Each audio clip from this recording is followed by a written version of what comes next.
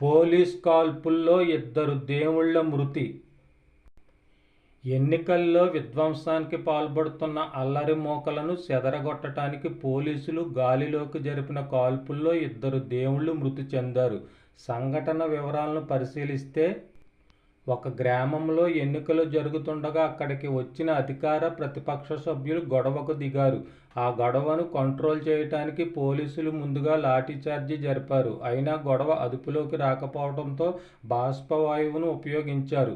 అప్పటికి కూడా పరిస్థితి అదుపులోకి రాకపోవడంతో చివరగా గాలిలోకి 2 రౌండ్ల కాల్పులు జరిపారు. కరెక్ట్గా అదే సమయంలో ఎన్నికలు ఎలా జరుగుతున్నాయో చూడటానికి దేవలోకం నుండి భూలోకానికి వస్తున్న ఇద్దరు దేవుళ్ళకి ఆ బుల్లెట్లు తగిలాయి. వెంటనే వారు స్పాట్లోనే మరణించి భూమి మీద పడ్డారు. చనిపోయిన దేవుళ్ల పేర్లను పోలీసులు రహస్యంగా ఉంచారు. ఈ విషయాన్ని